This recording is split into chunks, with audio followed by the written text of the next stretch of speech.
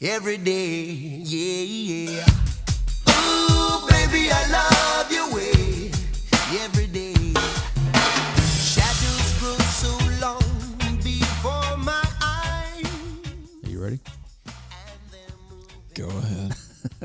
Welcome back to the Project Gen X podcast. I'm one of your hosts, Alan Smith, along with... I'm the other guy, Big Dave. And on this episode, you know, Dave, you say, I only hear what I want to. I'm not going to lie. When this video came on, I would turn the volume off and just look at Lisa Loeb. We'll talk about that on this episode. She was cute. Yeah. On this episode, we are going to be covering the 1994 movie Reality Bites. Because, you know... Where did this one rank in our... It won. This was the movie that won our most Gen X movie of all time. I cannot believe that this was a winner. Yeah. I think I couldn't believe that it was the winner when we did the whole... was, you know, again, I was not involved in the final, you know, I was just moderating. Yeah. And it somehow made its way all the way through. And it wound up taking the championship. And this is the first time I've seen this movie in... Since we did those episodes? No. I didn't even watch it then. I did. And... Yeah. I have thoughts. That's all I can say. Hold on just a second. Let's get all the details on this real quick because... Go right ahead, because I'm not a big fan of this movie. Well, we'll get there. So it was released February 18th, 1994.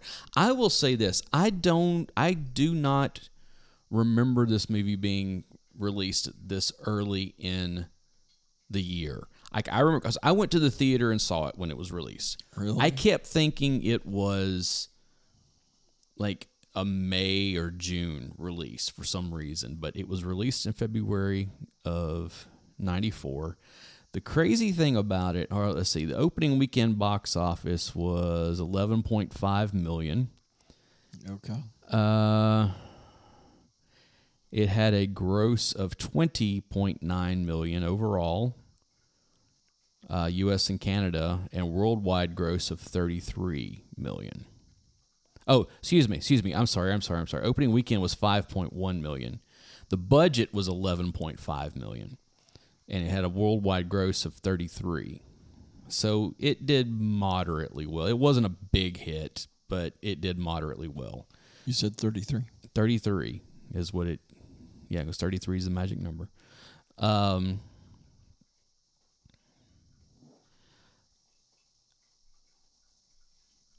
Okay, so, and I'll tell you part of the reason that I didn't remember February being the release date for it is because this was at Sundance Film Festival, the same time as Pulp Fiction, and another little movie that came out in 1984 called Clerks. Clerks? Yes. Never heard of it. Yeah, I know. And that was one of the things that Kevin Smith has talked about in the past of like, you know, he brought Clerks to Sundance. Mm-hmm. And then Universal was bringing Reality Bites there as this is going to be this Gen X opus, you know, and blah, blah, blah. And it was like, okay, so you had basically a fight between what the corporate world thought that Gen X was and what it actually was. Yeah. And the fact that Clerks lost out to this piece of garbage, this commercialized. What did it lose out to? Clerks did well. Clerks went on to do really well. Yeah. I know, but I'm talking about in our... Oh, look, it is what it is. Look, you or I neither one had any sway over that whatsoever. Yeah, you know, we did our bracket, and then whenever it came down to it, you were running the board, I was doing the I was moderating, and we had the rest of the panel doing the selecting process, and it made it all the way through to number one. And hey, look, I was surprised And again, it wasn't in our bracket, but Breakfast Club didn't make it out of the second round. I know. Which I'm like, how? That just okay. Yeah. Again, but hey, you know what? We asked people to do. So we had Kevin Smith with an actual Gen X movie, and then we had what Universal Pictures was trying to cash in on. Exactly. Yeah. Because that's how that always. And works. honestly, I'm surprised MTV didn't sue the crap out of them for this. Okay, so there was a book that was put out a couple years after this movie. It was like, I think it was MTV put out a book about the real world, about and they were talking to the cast members and this and that and stuff. And it was about, I think it was just like the first 4 seasons or something like that, which would have been through 95, I guess, or something, 95 or 96 or whatever. And that was one of the cast members from, I think, the first season. Becky, maybe, not Becky. What was the other one? There was Julie, and then what was the other girl? And not there was Julie, and then there was hold on, I'm gonna look. Heather, and then I can't remember the other girl's name. I think her name might have been Becky, if I'm not mistaken. I'm gonna look it up. And I think it was her that she said that she was at a restaurant in New York after this movie was released, and Winona Ryder was there, and she went over to say something to her. And the anecdote was that Winona Ryder basically had her people stop her from coming over and was like, basically said she doesn't want to talk to anybody from the real world or something like that. Becky. It was Becky, yeah. And it was kind of one of those things where a lot of people did talk about, oh, hey, the real world's been a thing for a couple of years, and now they're making a movie that's kind of at least adjacent to it, I like that they made a reference to it at the end credits. Oh yeah. Well, that whole that was the version that they It was Becky, Heather, and Julie. Yeah. So, but it was just kind of one of those things where that's always been kind of with this movie where people were like, "Oh, you mean that movie about the real world? That's not really about the real world." Yeah. Because again, it's one of those things with like the in-your-face TV. They talk about MTV. Yeah. They're like, "Oh, it's like MTV with an edge," or whatever. Yeah. And it's kind of the whole Cindy Crawford knockoff. Yeah, they've got thing. the House of Style knockoff and all that kind of stuff. And it's like, yeah, I get it. And what's funny is that she's watching it later and they're playing that Sepultura video. Yeah, it's like, yeah. I watched because when the 10th year anniversary of this movie rolled around in 2004. That's when DVDs were kind of like at their height, with all the special features and all that kind of stuff. And so there was like a retrospective, and they talked to everybody, in there. And this will tell you a lot. One of the writers on this was like 19 years old or 19 or 20 years old or something like that. Yeah. It was based off of she had written a story. Oh, Childress? Yeah, I think so, yeah. So she was really young, so it's one of those where it's like, oh, okay, that comes through. Helen Childress. Yeah, it comes through quite a bit, like, oh. Okay. It was Ben Stiller's featured directorial debut. Mm-hmm. You got to remember, before this... It was the Ben Stiller show. Ben Stiller show, and he had been in, like, Heavyweights and a couple of things like that. He was in, I don't know if that was... I don't think that was this year, though. When did Cable Guy come out? Because he's got a small role in that. He was always one of these, like, he would show up in little things, but the Ben Stiller show was, like, the big thing that he had done. Of course, that had only lasted, like, a season. And... I'm looking to see. Which, again, you watch this, of course, it's got Janine Garofalo and Andy Dick shows up, which he was on the Ben Stiller show. What's his name didn't, though? Bob Odenkirk. Bob Odenkirk. I'll get it out in a second. Doesn't show up in it. No, he doesn't. He was the 4th member. Which is a shame because I like Bob Odenkirk. But, it's got a pretty good... as far as the cast, which you got Winona Ryder playing Lelena Pierce... Ethan Hawke is Troy Dyer. Janine Garofalo is Vicky Minor. Steve Zahn is Sammy Gray. You have Ben Stiller as Michael Greats. You got Swoosie Kurtz as Charlene McGregor, which is Winona Ryder's Lalandra's Lelena. I always want to say Lelena's mom. Let's see. You have Jodan Baker as Tom Pierce, is her dad. Yeah. Renee Zellweger is barely in this. Yeah. Like she's like at the very beginning. She doesn't even have a. She's at the very beginning. Like literally, it's Yeah. It's yeah. I mean, like she literally. The only reason she's listed here is because she became something later. Yeah. It's kind of like she's in Dazed and Confused. Yeah. But it's uncredited. She's like in the parking lot. Yeah. Type stuff. You got John Mahoney as Grant Goobler. Goobler. Wow. Gubler. Let's see. Who else? There was somebody. Andy. He was Good Morning Grant. Yeah. Yeah. You've got, of course, Dave Perner. He was dating one writer at the time. Andy Dick, Keith David. Let's see. Amy Stiller, which is Ben's sister. Who else is? Who am I missing here? Oh, Karen Duffy. And then Evan Dando from Lemonheads. The Lemonheads all show up. It just sees. Oh, and David Spade. Yeah, David Spade's not listed here. He was Wiener guy. Yeah, I know, but he's not listed here in the. That's crazy. As you ever say, the guy, he was Wiener dude. Yeah, Wiener Schnitzel. Yeah, well, it's mentioned down in the notes underneath it. Is it okay? Yeah. What's her name?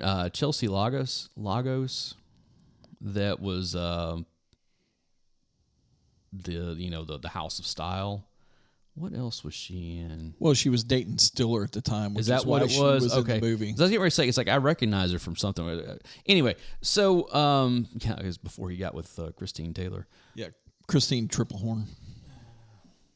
Do what? That's who that was. Christine Triplehorn, or Janine Triplehorn. Sorry. Where? Isn't she's the one who did the uncredited appearance of Cindy Crawford? No, that was who I was just saying. It wasn't Janine Triplehorn. According to this, Stiller's girlfriend, Janine Triplehorn, makes an appearance as parroting Cindy Crawford.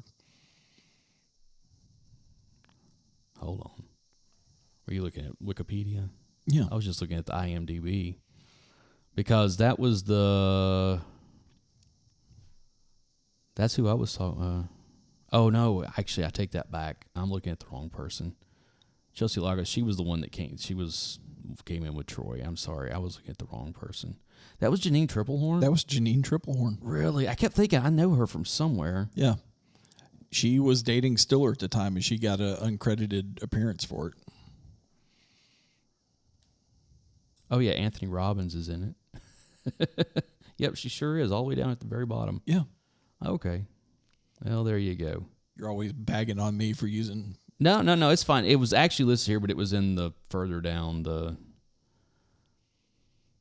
All right.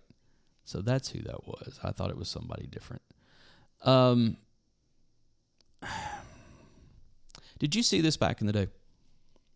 It was probably a rental. I wouldn't have gone and seen this in the theater. This would have been a blockbuster night for me. And probably because somebody else wanted to see it, not me. At that age, what did you think of it?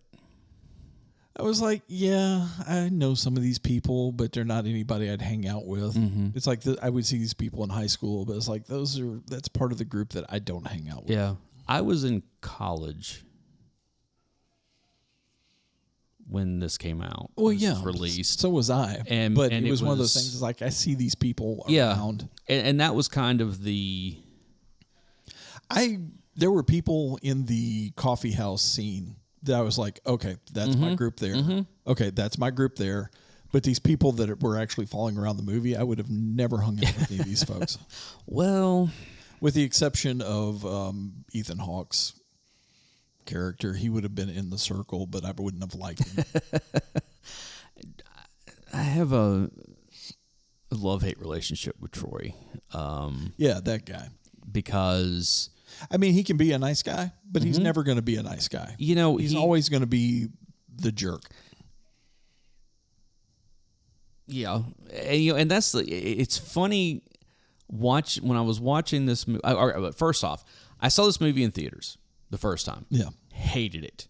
Hated the movie from top to bottom. Absolutely hated it. Because when it was rented, we watched it. I was like, oh, this is the movie companies trying to cash in on us. Because there had been other, singles had come out a couple of years prior, which I really like singles. And a few other things, but it was just like, okay, they're paying attention to Gen X for the first time in a while. They're trying to market to us, but they're trying to market us garbage. Yeah.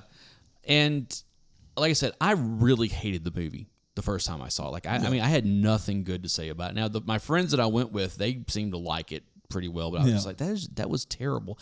And I'll tell you why I did not like it. And part of it was I went back when I was watching this the other night, and the trailer was on and so I watched the trailer, and I was like, oh yeah, I was sold on a different movie than what this wound up being. Yeah. That's the trailer for it is this wackety, comedy about young people. It's the Vignette stuff. The preview is all the VHS video cut stuff. And well, it's not only that, but it's also a lot of the comedy. It's all of the oh look, this is the them dancing to My Sharona in the gas station and this and that and kind of stuff, and it's just like, oh okay, but then when you actually watch the movie, it's like this is not the movie that we were sold on whatsoever. It was all this quick cut, this and that, and everything.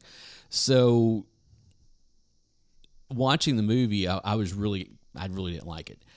A few years later, like several years later, actually, I went back and rewatched it for whatever reason. I don't remember why. And absolutely fell in love with it. Really? Yeah. And I kind of kept that feeling about it for a while, for a long time. Now, I had not seen it for a really long time until last night. Yeah. And then I had a whole different perspective on it, so and we'll get to that. I will say this, and it's also something that was said in the retrospective that they did. The 10-year. Yeah. Okay. Of really liking when the what's her name that wrote the movie, talking about how when she was working on it and back then she really associated with Elena and all these all those characters and stuff. She's like, but now Michael was kind of the character that I'm looking at going, no, that's the life right there. That's the and I can see that some now. I was kind of watching it this time because they really make Michael out to be, he's not very smart. He's not, he's definitely, and he even points it out. He's not anywhere near as clever or as witty as Troy, this kind of stuff. But he's also made like, oh, he's a yuppie. Why would you ever want that? Why would you want a real job? Why would you want that kind of stuff? And now I'm like, no, why wouldn't you want all that stuff? Well, here's the thing. All of them, including Michael, are kind of in the same boat, but they've all taken different paths to get there. Right. Whereas those guys are trying to figure it, they're all trying to figure it out. But, absolutely. But the difference between them and Michael is Michael went, I got to make a living. I've got to have something, to show for it. Mm-hmm. And once again, he did that slow rise to the middle, and he doesn't know what he's doing. He's just trying to figure it out like everybody else. Right. The difference is he went, okay, so I can make money doing this. Right. Okay, yeah, I've got a nice car, but I like my car. Yeah, I have some clothes. Right. But I've worked for this. Right. And he points that out also. Yeah. That's the whole, that's. And, he loves music. He wishes he had gone into astrology, Astronomy, yeah. He had hopes and dreams, and right. He got captured by the system. As happens to so many people. I'm right there with him. Here is the dichotomy of Alan. I am equal parts Troy and Michael. Yeah. These days. Yeah. Back in the day, I was a whole lot more Troy. Oh, you had so much potential to become full on Troy. And that was kind of the. And yes, folks, at one point I hated Alan's guts. Oh, at one point everybody's hated my guts. That was again when I went back and watched it after my initial viewing. Yeah. Really like, oh, Troy, you know. And of course it's Ethan Hawke. And Ethan Hawke makes everything look cool, you know. Yeah. But the pop culture references and, you know, the thinking you're smarter than everybody else. And even in Troy's case, actually being smarter than most everybody else, but having to tell everybody that you're smarter than them. And there is that sounds familiar. Yeah, and also the overeducated and underpaid and being, you know, and bouncing from dead end job to dead end job to like, you know, what's the point of it all? I don't want to turn out like my parents. I don't want to, you know, all this kind of stuff. He's obviously a smart guy. Yeah. He's like you. He's one credit away from getting his fine arts degree. Yeah. Which is something, because it starts off with the graduation, and then afterwards they're all like, "Yeah, you know, you can go back next year," and you can tell for him he really doesn't care. Yeah, it's like I did that. I'm done with it. But like me, he's also, you catch him sitting at diner counters reading a book by himself, and he's obviously well read. Yeah. I wish I had more time to read like I used to. Well, you know, that's the whole. Because half the time you'd walk into Waffle House and find me sitting there by myself reading a book. The whole thing with him, obviously, you know that he's smart, but when she went to the newspaper for, you know, the job interview, and she's like, "Do you know the definition of irony?" He's like, "Yeah, it's when the actual definition is different than the literal definition." So completely opposite. Completely opposite. And she's like, and it's one of those things where he just rattles it off like that, where it's like he knew exactly what it was, and it's like we've all known those people that have all this wealth of knowledge in their head, but they're just not sharing it with anyone else. You know? And it's like, until they're wanting to make a point. And with Troy, he was always trying to make a point about how smart he was. Yeah. You know, about how he was more clued in than everybody else. Are you really clever if you have to tell people that you're clever? Exactly. You know, and that's one of the things when him and Michael have that kind of showdown. Yeah. After outside the club, and you know, and Michael is not dumb. He just doesn't have the creativity. No. He doesn't have the, and I'm displaying it right here. He doesn't have the immediate recall for stuff that Troy does. Yeah. So it's one of those things he's getting there. Like he's trying to come up with court jester, but he's like, you know, you're like the guy with the hat with the bells and he's like, yeah, that's me. I've never been the fast, quick wit. Yeah, that kind of stuff. Which is why it took me 3 years to crush Corey. There you go. Yeah, but you waited for that one though. That was there's a difference. That is waiting for it. That is letting something set up. I may not be quick-witted, but I am patient and I hold a grudge, which can almost be as useful. Yeah, which. Here, Michael really dresses Troy down out there because and the line that stuck with me that I love is when he's like, "Oh yeah, you're sitting over there in clever land," you know, and it's like, he got you on that one, dude. That's my son the other day. We were doing something, and he goes, "I'm clever." And obviously somebody had told him that, you know. I was like, "Oh, really? You're clever?" He's like, "Yeah." I was like, "So how's that working out for you?" That is such a and he just kind of looked at me and was like, "Okay." That is such a Gen X parent response. No, it's from Fight Club, you know. It's Exactly. We have no quotes of our own. We quote movies and books at each other. But I just thought, I was like, nope, I got to take this one. He teed that one up. That was just. It's like that. Once again, quote, from Pulp Fiction. There's nothing new. All the good stories have been told. Pump up the volume. Pump up the volume. What did I say? Pulp Fiction. Yeah. See, I was going to say, where are you going with Pulp Fiction on this one? Pump up the volume. I need more coffee. Yeah. But again, it's the whole the Troy, and it was really funny watching that retrospective because, like I said, they talked to everybody. Yeah. And Ethan Hawke. Was, and of course, you got to remember, this was when this was recorded. This was like 20 years ago. Yeah. Right?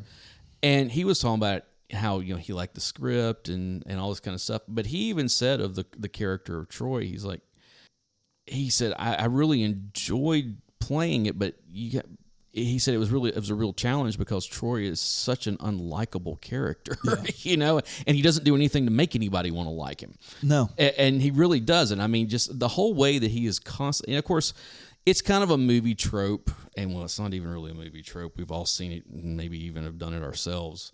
Of the guy that really likes the girl, and he can't bring himself to say it. Yeah. And so he sits behind her in class and pulls her hair. Well, it's not even that so much. I mean, he just like gives her a hard time all the choices and stuff. That's what I'm talking. Yeah, and it really has a lot to do with maturity. It really does. I'm sure I know I was guilty of doing it at a certain time of my life, and it even goes back to what we were talking about last week with Freaks and Geeks, with some of that with. No, it's all immaturity. Yeah, and if absolutely. you're not immature at that age, oh yeah, you're going to be. Look, everyone likes to look back at themselves when they were teens and in the early 20s and think they were so much sure. No, you weren't. We were all stupid morons. Okay. Yeah. And it just, no matter how mature you think you are, some of us are still morons. Yeah, look, I look every once in a while. I catch myself. I'm like, really? How old are you? Like, why are you? Mm-hmm. And I guess it's just kind of the default setting for most of us. Yeah. It's kind of no matter how far I think I have come in life, there's this little immature something in the back of my head that just likes to, like, every once in a while reach out and go, hey, usually at the most inopportune times of where it's like, oh my God, I cannot believe I just did that. Referencing back to failed attempts at being cool. Oh, I know. There's a lot to that. We're still failing at being cool. Yeah, well, I'm failing forward at this point. You're failing forward. Is failing that forward. I just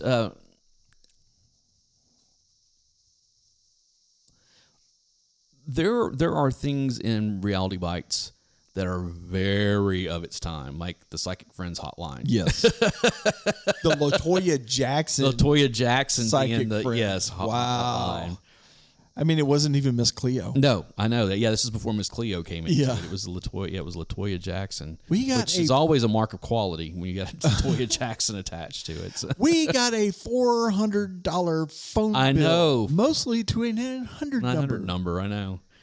And the whole thing with her, like, on the phone talking to the quote unquote psychic. Yeah. And what I really loved was that the first thing she's like, I feel like there's a guy, like, his name starts with an N. She's like, N. Newsstand. He got fired from it. It's like, that's how all of that works. Yep. You throw something out there and the people will fill in the blanks for you. That is, that's cold reading is, man, it's a wicked thing. Yeah. It really is. I mean, you can mess somebody up seriously with that kind of stuff because they want to believe. And so they'll give you everything that you need. They're already vulnerable. Yeah. And all you got to do is that little twist of manipulation. Yep. That's I always go back on that to, I don't know, it was probably a year after 9/11 or something like that. And Penn and Teller were out on tour, and they were coming through Nashville. And I've heard him tell this story multiple times across different, but this is the first time I heard it. He was on the radio here. Yeah. And he was talking about this stuff, and at the time, John Edwards was a big thing, the crossing over on Sci-Fi Channel. Yeah. And believe me, I knew people who watched it and were just like, oh my God, this is so he's so good.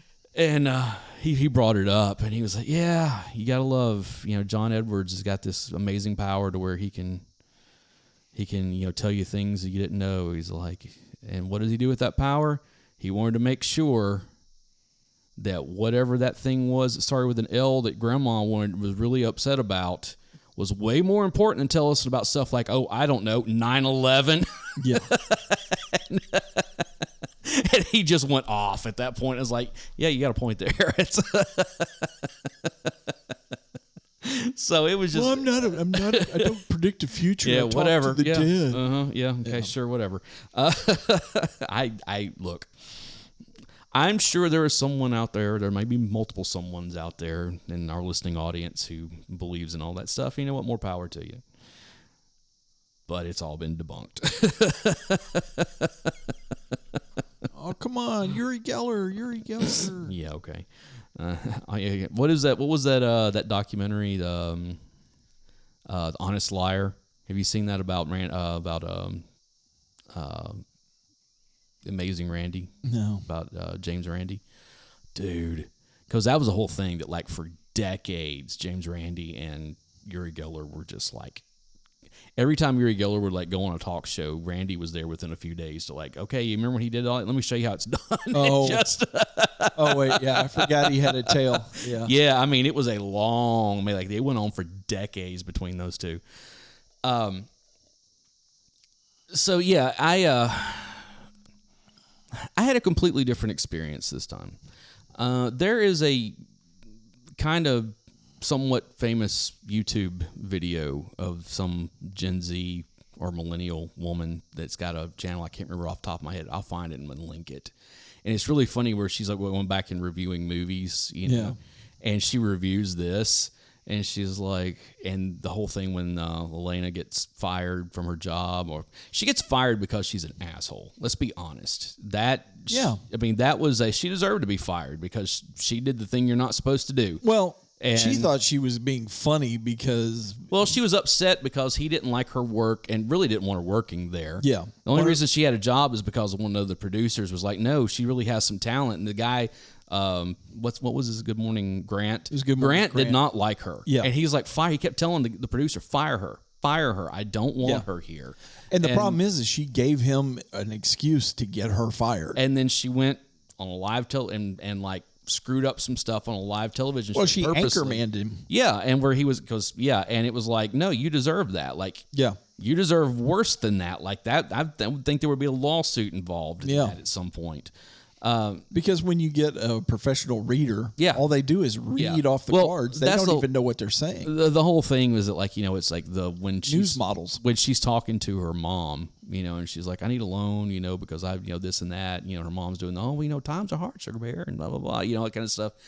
And this YouTube commentator being like, oh, really, 1994? Oh, you know, basically all the you couldn't find a job in your field. Oh, poor you. Blah blah. Let me tell you about and it going through all today and everything. It's kind of funny and kind of sad all at the same time because I'm like, yeah, but you kind of put yourself in this situation. Yeah, millennial. So it's.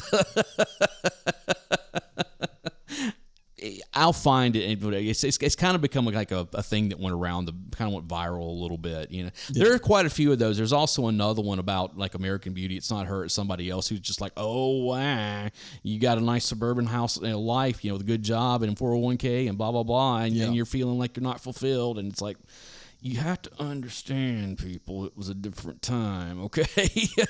No, I mean, come on. Our generation did the same thing with the boomers and all of that crap. So. I know. It all comes around, except for the fact that we're cooler than them. So, well, what's funny is that you know Gen Z is starting to get up to where they're like, why is everybody letting Gen X slide? Why are we talking crap about those guys? Well, there's a reason you don't talk crap about and us. The millennials are like, shut up. Don't wake them. Ask my son why you don't mess with Gen X, okay? I don't care that he's 10 years old, okay? You tee it up, daddy's going to knock it out of the ballpark, okay? We don't care. You'll do the same to your kid, okay? If you don't, you're doing them a disservice. So help them grow a thick skin now so they can avoid their hurt feelings later. Exactly.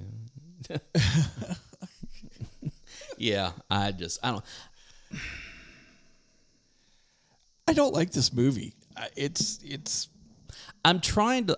It's teed up marketable crap towards our generation, and it was completely tone deaf. Like I said, I hated it the first time I saw it. I mean, they hit on all the high points. Right. Oh yeah, I know they have a fake MTV. They have a fake Real World. They have a, you know, they House of Style. Fake, you've got the coffee house. You got the coffee house. You've got the Gap manager. Yep. You've got the person who's trying to be the documentarian. Right. Who was also the valedictorian of her class. You've got the guy who's alienated from his parents because he came out to him. We've got the AIDS scare. I mean, they hit on all the Gen X. You got the dying parents. Yeah. It's divorce. They talk about their parents all being divorced or like, what's her name? Janine Garofalo's character, you know, when they're doing she's talking about her parents, like, you know, they're like brother and sister, you know. They my mom doesn't even close the door when she goes to the bathroom anymore. Yeah. You know, that kind of stuff. She's like, I don't ever want to live like that. Blah blah blah. But at the same time, she's keeping a diary of all the guys she slept with. Yeah. And like, why? You know, I mean, and it's like there is that scene when they're at the where and it's probably the best thing Janeane Garofalo's done. And the thing about it is that she got fired from the movie and wouldn't have even been in the movie if Winona Ryder had like stepped up to bat and like, no, I wanted her in the movie. You guys fired her. I want her back. Right. But it was when they're sitting at the restaurant, and she's talking about, you know, I could possibly be dying of AIDS right now, you know, and it's like there is like, as opposed to the only other time we really saw anything massively genuine out of that character was when she got mad whenever Elena wouldn't take the job at the Gap. Yeah, she took that as, oh, you think you're better than me, and she did. And she really did. Yeah, I know. Because that's the whole thing. She's like, I'm not taking a job at the Gap. And the tone of her voice was, that's beneath me. Yeah. You know, it's in. I love that. I love that when she's talking to her mom. And of course, you know, her stepdad is a complete moron. And what, 20? He's years? A lot younger than the mom. Yeah. I know. And what was funny is that, you know, when she's sitting there and he's like, you know, you could get a job at the burger place. You know, they as they put it in the movie, I saw this is also of the time. Yeah, she's like, I saw they had a little retarded boy that was working at the. Yeah, it's like, she's like, Mom, I was the valedictorian of my class, and her stepdad goes, well, you don't have to put that on the application. I was like, there you go, you know. Yeah. But that's the whole thing with Keith David. You know, even whenever she's applying for the job there, and he's like, "Look, I don't have to tell you this. You're too qualified for this job." Well, that was at the radio station. Yeah, and that was Keith David. Yeah, was, you know, and he was like, "You're too qualified for this job," which is such a BS answer. You know why employers have said that crap in the past? Is they're like, this person knows that they're going to be worth more money than we're going to pay them, and they're going to come around asking for more money later, or they're using us as a stepping stone to get to somewhere else. It was a nice transition going from you're overqualified to you don't have any experience. Right, exactly. Yeah, that was it. Overqualified and not enough experience. It was the whole newspaper thing, and this was at a time when newspapers were still, meant something. It was right before the decline of news media, or newspapers. And then we saw like it started off as a slow death spiral, and then it just started spinning faster and faster and faster and faster and faster. And please God, will the New York Times just go away? Well, you know what killed newspapers, right? The internet. No. Craigslist. Newspapers made all their money off on of the ads, classifieds and the ads. I get that. Because back in the day, where'd you go to look for a job? Classifieds. Well, it was that. It was the internet. Remember Monster.com? Yeah. You'll put your out, and then that was what. And what's the other one? Indeed. Is that what it is? Well, that's the new one. And then of course there's LinkedIn. There's Glassdoor now. I mean, there's all these places that. But it's just newspapers lived off of advertising and the classifieds. Mm-hmm. So, but it just... But that was the beginning of the end was, Craigslist. And also the fact that the internet, because, hey, we're going to put a paper out in the morning. Well, everything that you're telling me is 12 hours old now, and we're on to like our fourth or fifth thing now. What was funny is that all the newspapers, finally put up websites, and they were putting their news over there. Mm-hmm. And because of that, they weren't selling the papers because all the news was for free on the internet. Well, now everything that you go to look at is behind a paywall. They're trying anyway. And that's killing them even more. I know. I get that quite a bit with sports stuff. Like something linked to our local paper here, that it'll be like, you get 2 more free articles this month or whatever it is. And it's just like, nah, I don't ever go to you because you're behind everything. Well, even being local, talking about our local teams or that kind of stuff, you're still behind. I can find all this stuff out somewhere else immediately. So here's the thing: if I want to look at it again, if I've used up my 2 views, I go in, I clean my cache, I clean my cookies, and I go back in, get a new fresh 2 looks. Or you can use a VPN and just go to a different site. Go to a different area. I've done that too. I know that there's. Oh, the cell phone that Michael had. Oh. You remember? Yep. Dude, I really felt sorry for him watching it this time in a lot of ways. Because first off, his car was wrecked because of her. Yeah, she threw a cigarette butt into his car, and he crashed into her because it was catching on fire. And then she just completely upturned his life. Yeah.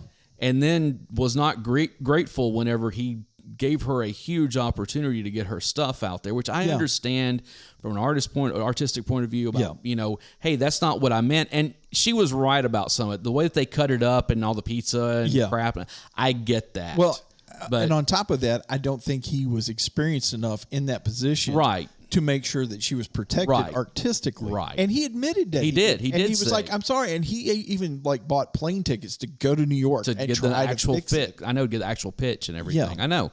And she just up and left him, basically, and it's like, he's not your problem. You are your problem. This is all the main characters are their own problems. Yeah. It's hard to feel sorry for any of these. Steve Zahn's character, not really. Though. Okay. I mean, because he. Okay. First off, we don't get a whole lot of character development with him. No. I mean, he's kind of the... And he almost ends up being like the sidekick for the... He does, for everything else. He's obviously... He graduated... We don't know what he graduated with. No. And he ends up working at the coffee shop. At the coffee house.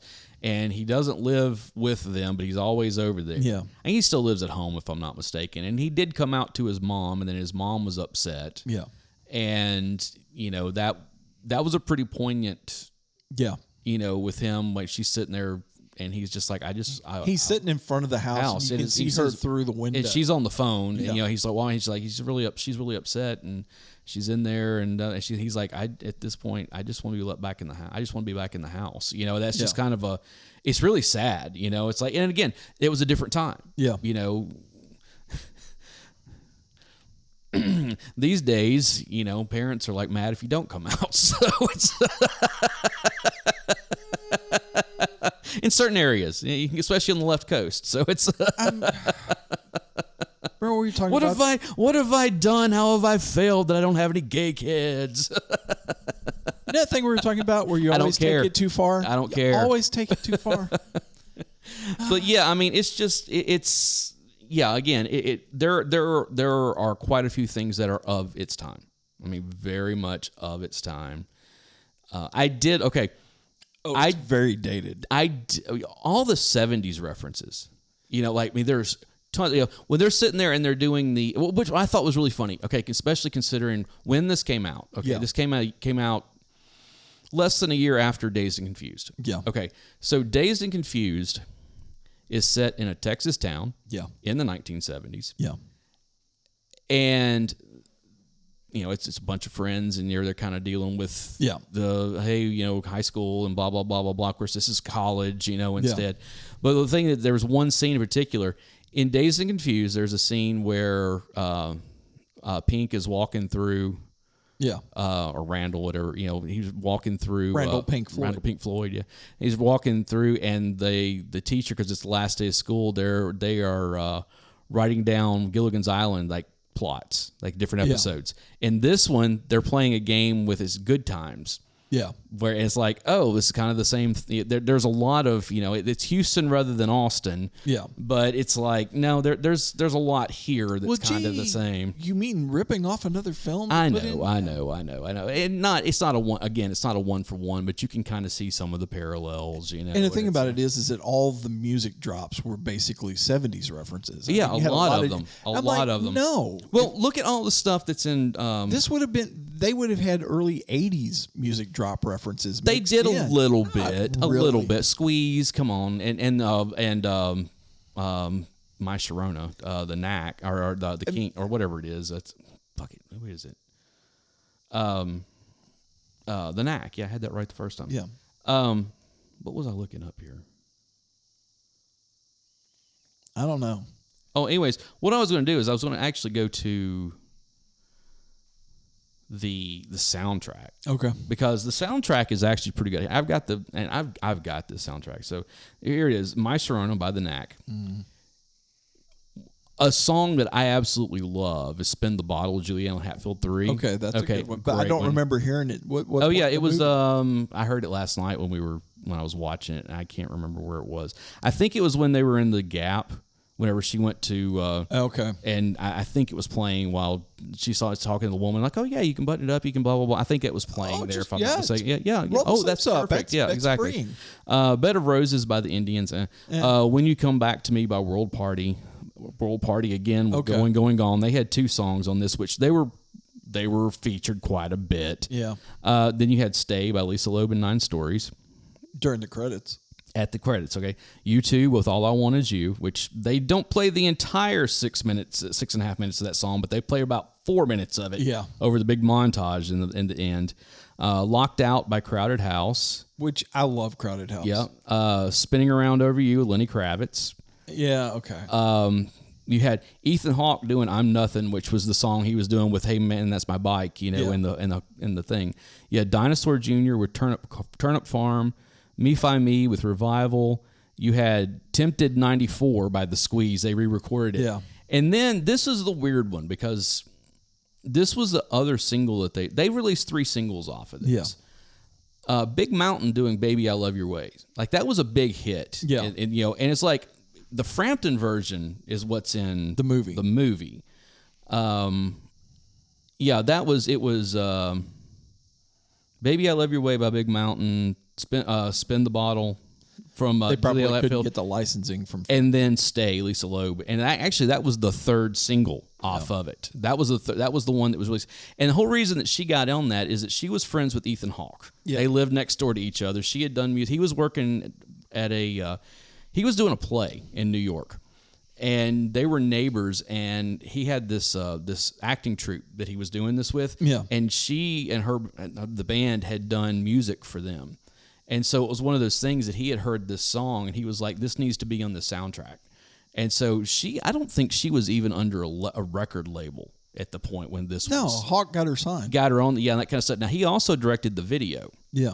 And which is kind of, it's kind of, if you go back and watch that video, because it's like, it's not, but it's supposed to be one long tracking shot, where it's going through all. And this there's stuff. some edits in it. There are absolute edits in there, but it's kind of interesting because you didn't see that at the time a whole lot. So that was a little different. I will give it that. Yeah. Here's the problem. I like that song. I do. Yeah. And I even like Lisa Loeb. But then, and then especially later when I was a little older and went back and listened to that song and watched the video, I was like, oh, we all know that girl. And you know who I'm talking about. Yeah. We all know that girl. Well, in the girl's defense, we all know that guy also. Yeah, I know. Because it goes both ways. And that's kind of the whole, you were going through a rough time, so you wrote a song about it, and it became big. And now I have to live with that. Granted, there's plenty of that going the opposite direction as well, with the guys, in rock bands writing songs about, whatever. But it's also just kind of... it's not like he was Dave Coulier. Yeah, well, that's true. Well, hold up. Dave Pirner is in this because him and Winona Ryder were dating at the time. Yeah, it's like, oh look, there he is. And I also really something that I caught watching it this time that I did not catch in the past. You remember when after they have the wreck and she's at his office and she's looking at the Dr. Zayas thing, and then she drops it and breaks it, kind of stuff. At the end. Oh, I saw that. Did you see it? Yeah. I had never caught that before. Really? It was, when they had the fictionalized version of Reality Bites with Karen Duffy. Where Michael actually writes a fictional show about the nightmare relationship he had with Lily. And it's her, and you can see that statue sitting on the... But I always love to see Karen Duffy and stuff. And then, of course, Ethan Dando was playing, or Evan Dando was playing Roy. Yeah. It's like, oh, you want to screw me over? You want to screw me over? Yeah. Ha-ha, TV show. Yeah. I'll tell you, there was one scene... I hope he doesn't drink and drive. I know. There was one... all the smoking. Oh. They are constantly smoking in this movie. Again, of its time. You don't see that anymore. It's... Everybody, it was kind of like the 70s. Yeah. Smoking made a resurgence, and everybody in that era smoked.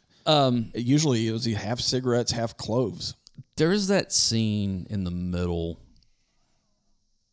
where Troy comes back to the apartment and he's got a girl with him. Yeah.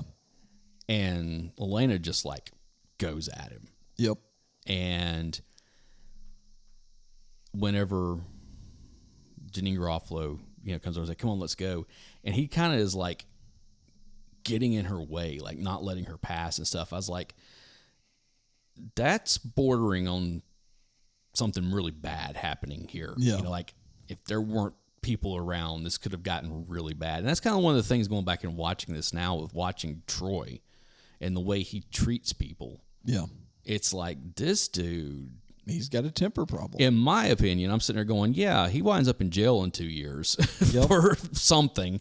And it's No, I mean, let's work it out. yeah. Troy ends up in jail, Uh-huh. probably for domestic abuse or worse, or dead from drug abuse. Lelena ends up probably waiting for him to get out of prison. No. I think, of course, we end the movie with the two of them, quote unquote, together. Yeah. Trauma bond, like it always is in Yeah. these movies. I think That's a 90s trope. yeah. They last 6 months. Okay. It might be on or off for another 6 months or so after that, constantly in and out of each other's lives. And then he moves back to Chicago because that's where he's from originally. Okay. And she stays in Houston and maybe even makes it to one of the coasts through something that she's worked on. She got enough cachet from not from that, but from she made some kind of connection. Like Michael's still around. This is my own. I think Michael's still around. He still calls from time to time. He's like, hey, look, with the whole him making the other version of it, she winds up getting some money and maybe a producer credit or, Yeah. based on, by I this don't person. think she makes it to a coast. I think she ends up at a mid-major or lower television station as some kind of Maybe. newscast producer. Could be. Could very well. Something like that. Or ends up working at a radio station somewhere in the middle of the country. 'Cause I'm tired. Because that thing with Good Morning Grant is Yeah. going to follow her around the industry will for like a while. nightmare. Vicky probably stays in retail. For her entire life. Yeah, and she winds up making it into Maybe middle management, like maybe district manager or something like that. Of course, she's working for the Gap. She probably goes on to work for Hot Topic at a certain point. Yeah, in the 'cause early that's more her deal. 2000s. And She's the one who destroys it from a rock and goth shop Yeah. and turns it into the pop nightmare that it is now. pretty much. And then Because she's so into disco. I think Sammy. I think probably all of them. Sammy winds up like meeting somebody and they like stay together. Maybe running the coffee house. Yeah, something like that. they Yeah. buy the Yeah. coffee house. Here you go. Let's go completely stereotype. So No, we're not going there. Stop right there. No, we're not doing that. We are not doing that. I am going to put a stop to it now. Move along. It's like, come on, they have a nice brownstone, No, and stop. Not owning a coffee shop you want. they no, because his partner No. has actually got a lot of money. Who's older, No. and No, he's got an just established stop. life, and they wind up No. I don't know, adopting a kid from Vietnam or China or something, and Why? and Why But they've got- do this show? because they've got a nice life, they're making good money, they vote Democrat, they got a big social media push, and all this kind of stuff, and just and then Michael. I think Michael works his way up through the corporate to where he's, he made a VP at some point, probably. and but it's still pining for Lena, and it's He ends up married to somebody but he's eventually, but he still pines after her. Yeah. and she's the one who got away. Yeah. because we all have those. yeah, and that's that's kind of, I think I believe that is kind of the. Yeah. I'll tell you another good movie that goes along with this, and it's got Ethan Hawke in it again. It's called Juliet Naked. Have you seen that? No. It's on Max. It came out. You keep asking me this, and I'm like, no, I've never seen it. It came out about 5 years ago. I think it came out 2019, either 2018 or 2019. It's him. It's got Rose Byrne, and it's got Chris O'Donnell. Not Chris O'Donnell. Something O'Donnell. No, not Chris O'Donnell. Chris O'Dowd. Yeah, those are the big names. There's really not anybody else. But the whole thing 2018. 2018. Yeah. I love the movie, and here is okay. Let me give you the.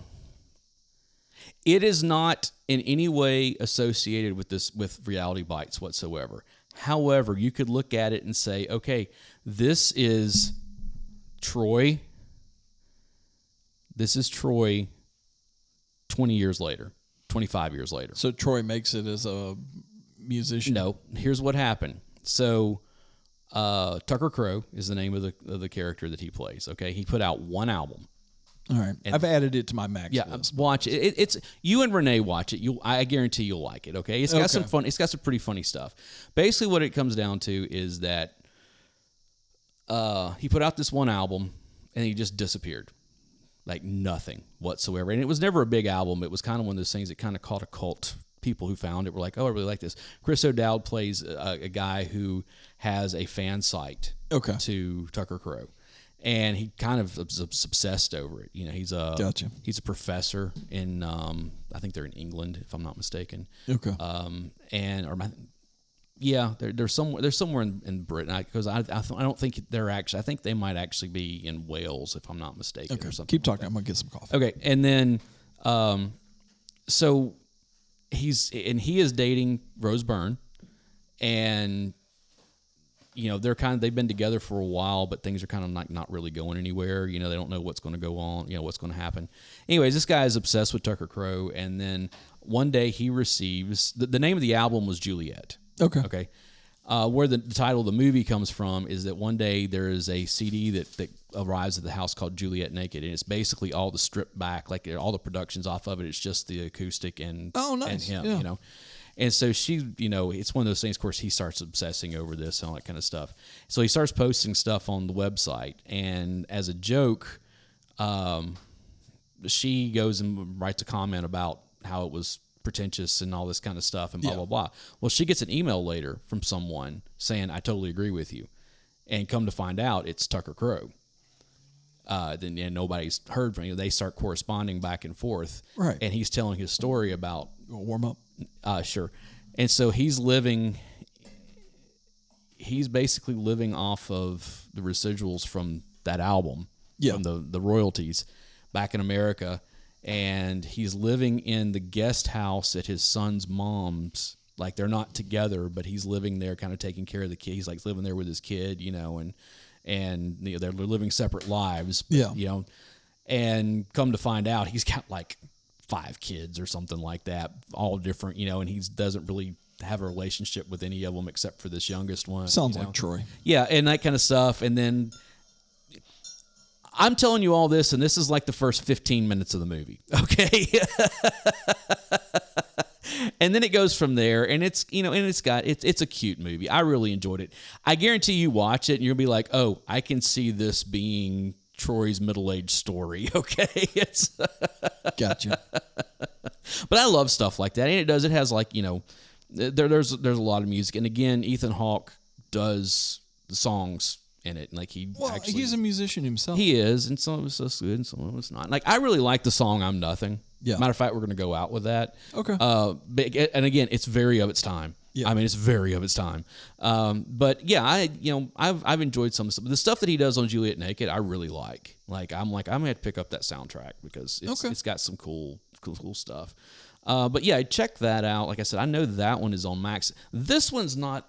I don't think this was streaming anywhere, was it? No, you can only. I know. You can get it on Vudu. You can get it on Amazon. You got to rent them. Yeah, I know. I gave you the DVD. Yeah. And I'd picked up a Blu-ray copy of it. So I think it may be like Apple Plus, Amazon. Yeah, because I went looking to see if it was on anywhere. I was like, you got to be kidding. It's like a $4 and change rental on Vudu. You can pick up used DVDs of this pretty cheap if you got them. Yeah, they're usually around. So I need a new player. My player's died, and I've got to get a new one. Okay. So yeah, we did a really good Gen X piece of media with Freaks and Geeks, and then we did a pretty mediocre, bad side of mediocre. This was version. This is Universal's attempt to Yeah. market to Gen X, and they were. It was literally a cash grab. Oh, let's talk about MTV.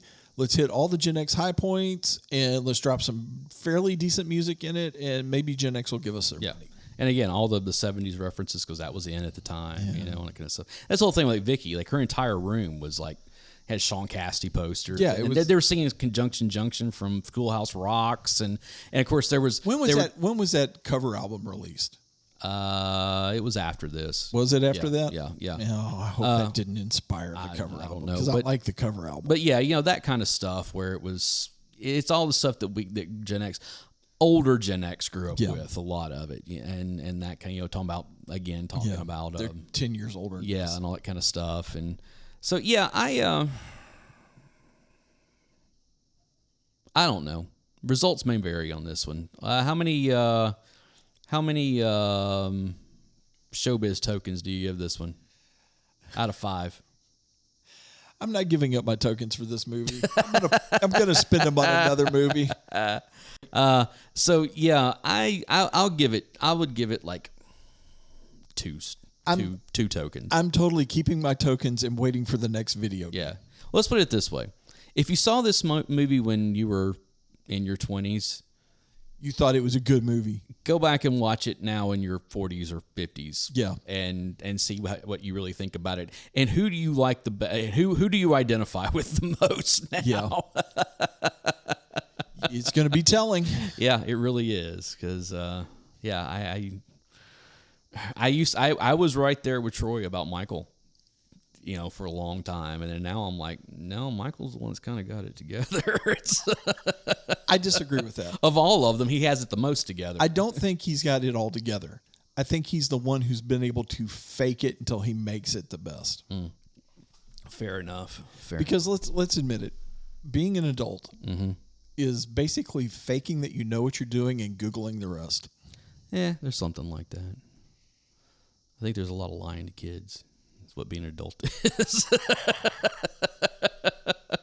Which... Who was the comedian? I can't remember his name now. I saw it's a clip that's been going around for about a year now. He's talking about conspiracy theories, and he's like, I can never understand how people and they say that they don't believe in conspiracy theories. He's like, really? You think the government doesn't lie to us about anything? He's like, I have one kid. I lie to him all the time.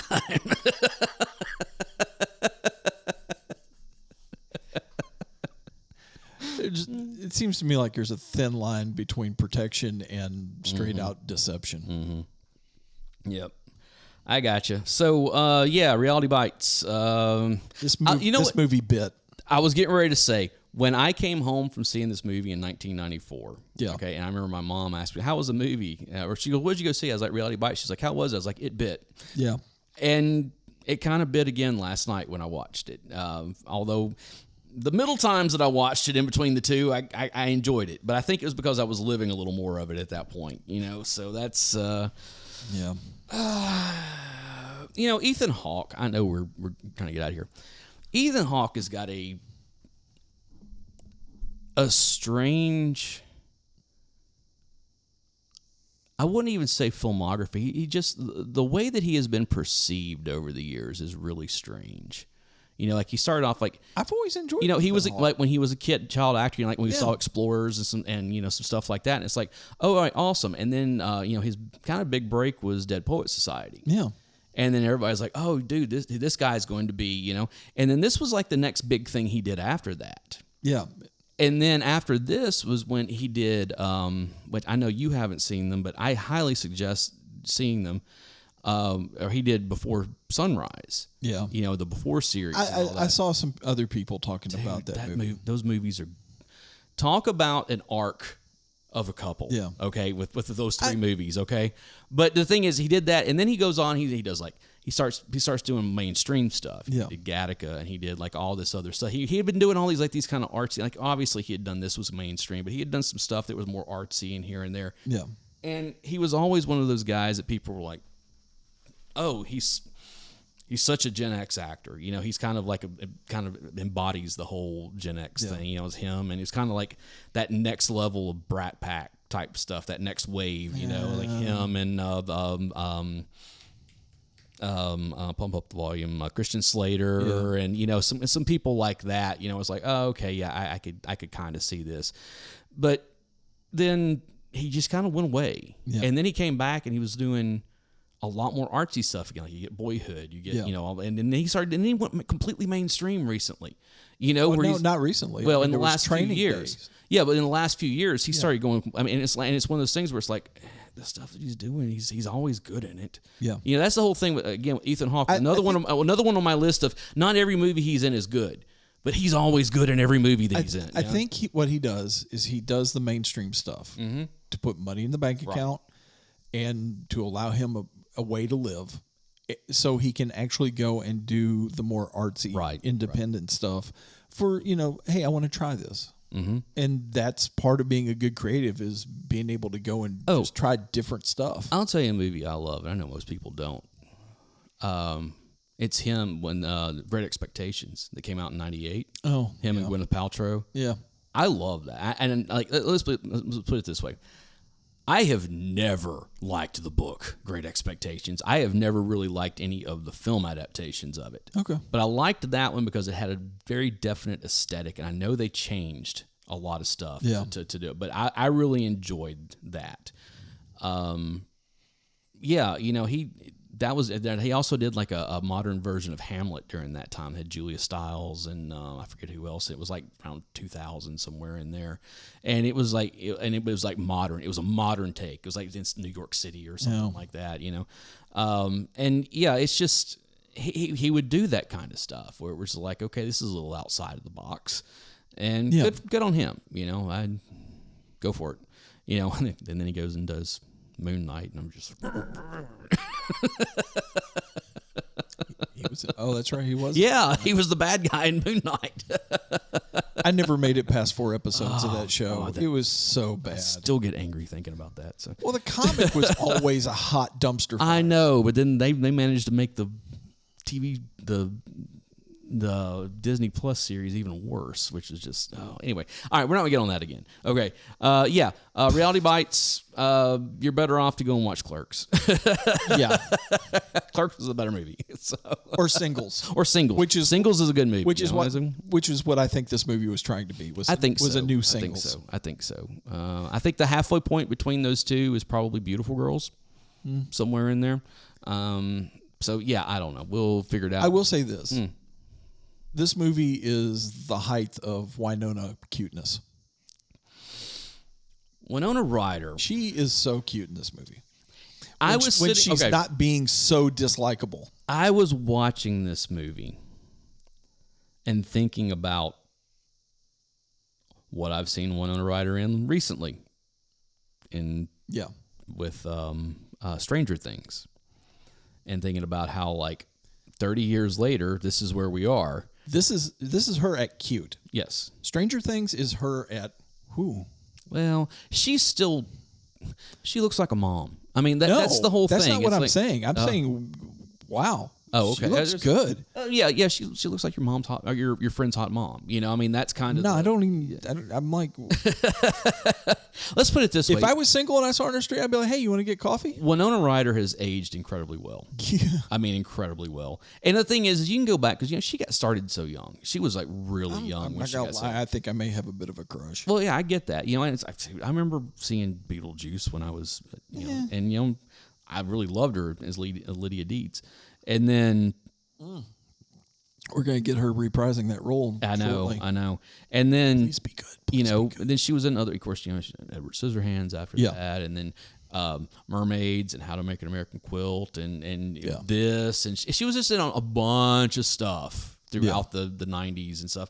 What was really funny was watching that retrospective, which was, 2004 or whatever it was. And they were talking to her. And this was like blonde hair Winona Ryder, No, I didn't. I know. I wasn't a big fan of that either. Which was really funny because both her and Janine Garofalo both had blonde hair in these interviews from 2020 from 2024. Here's the thing: everybody did that platinum blonde thing for a while. But this was the funny thing. I got thinking about it. I was like, oh, they did these interviews And it was like a year later that she got caught shoplifting. And that whole thing, you know, it was like, oh, okay, this was like out there Winona Ryder, you know, like, okay, all right. But yeah, you know, I've Winona Ryder, I have not liked a lot of movies that she's in, but granted, she's all right. You know, like, come on, Dracula. Like, she wasn't bad in it, but nothing that movie's about that, not good. Nothing about that movie was good, but for me, it's a guilty pleasure. Okay. I like visually, it's stunning. I have always said that. Gary Oldman in that movie is amazing, but Keanu Reeves is not. No, no, it's not good, Keanu. But yeah, you can go through like her filmography and find the stuff like, oh, yeah, this is good, this is good, this is good, this is not, this is not, this is not, this is good. I'd never want to see another adaptation of Little Women again in my life. No. Okay, I mean they've done that so many times. Just let it go. Okay, I understand that is a girl movie, and I say girl movie as in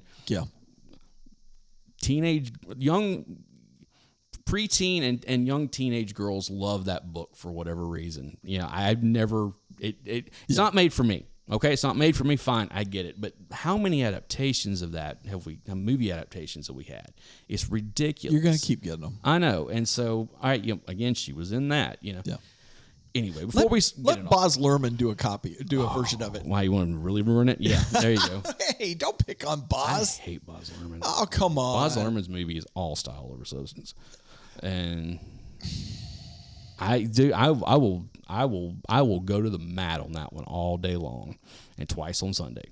I mean, I'm not saying all of his stuff is good, but he's put out some stuff I've enjoyed. He has put out some soundtracks I have enjoyed. The movies themselves, no. Okay. And then there was that one time that he put out a soundtrack that made me even angrier than the movie. So that just... Anyway. Go ahead. End the podcast. Yeah. Fuck Moulin Rouge. So... I didn't say all of his stuff was good. Moulin Rouge was definitely not one of them. Oh, that's terrible, man.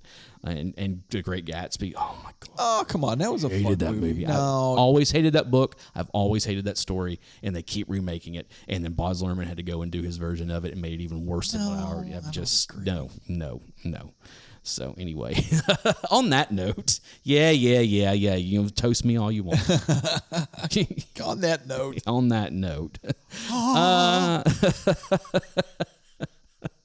We're going to get out of here. Make sure and go to our social medias, check out all that stuff, Discord, like us, go to blah, Discord, go please like, subscribe, rate us on your podcatcher of choice.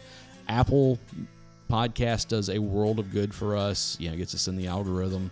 And yeah, I mean, we're on a pretty good pace now of. We don't ask for money. We just ask for reviews. Yeah, and that, like, again, cost you nothing, does everything for us. Yeah. That. And so if you guys would do that, we will be back with another episode. Yeah, that's all I really got at this point because I got to come up with one. So. I know I came into this with the... and I've got work and traveling this saying, summer. hey, I got something for another episode. And then all of a sudden I'm like, oh, crap, I don't have anything for that. Okay, we'll figure it out. So, oh, no. It's going to be one of those episodes. Oh, no. It may not turn out to be as bad as it sounds. Or it may turn out to be glorious. Oh, this is going to suck. So, guys, we will see you next episode for possibly Dave's last. Should have been a long time ago. For the Project Gen X podcast, I'm Alan Smith. I'm the other guy, Big Dave. We will see you next time. Somebody help me.